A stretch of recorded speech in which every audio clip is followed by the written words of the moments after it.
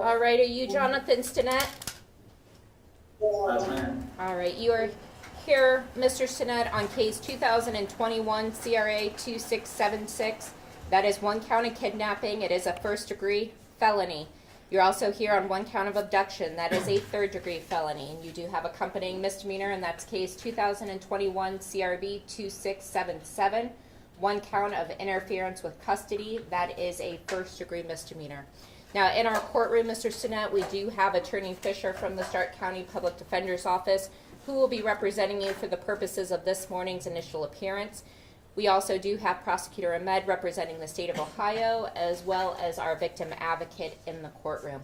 The next voice you hear, Mr. Stinnett, will be that of the public defender, Attorney Fisher. Attorney Fisher.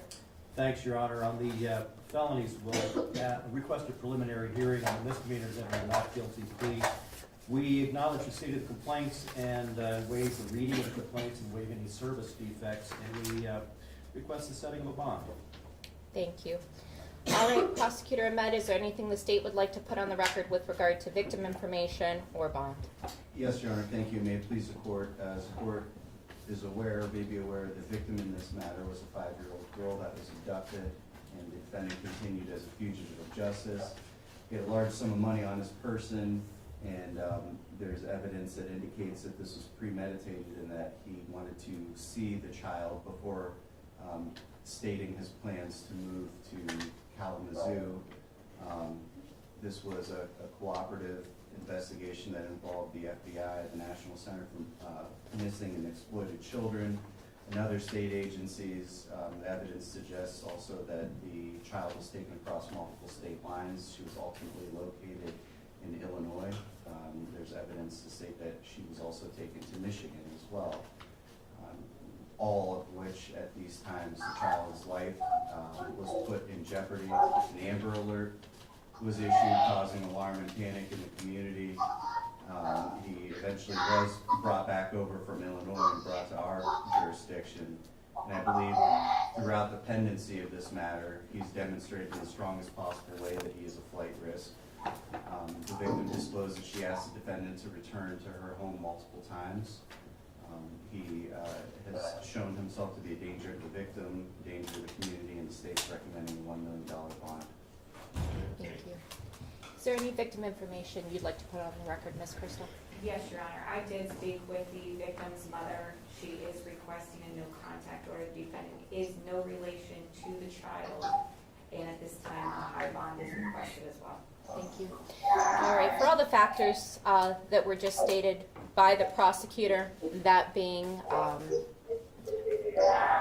the very strong possibility of flight risk, my concern for the victim safety in this matter, if Mr. Stinnett is released, bond will be set in the amount of $1 million, 10% cash or surety.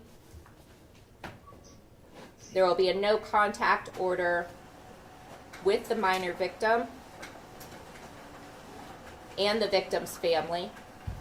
I understand there may not be any family relation, but my understanding was these were neighbors, or these were at least people who knew each other. Yes.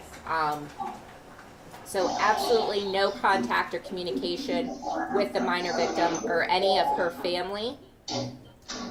That means no physical contact, but also no other forms of communication, so no calling, texting, social media, regular mail, faxes, emails, no contact or communication whatsoever.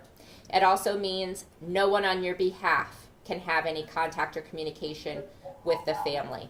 So Mr. Stinnett, do not try to have any of your family, friends, strangers, acquaintances try to reach out to the victim's family with regard to this case.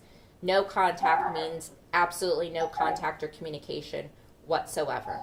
Your preliminary hearing in this matter is set for November 29th at 11 a.m.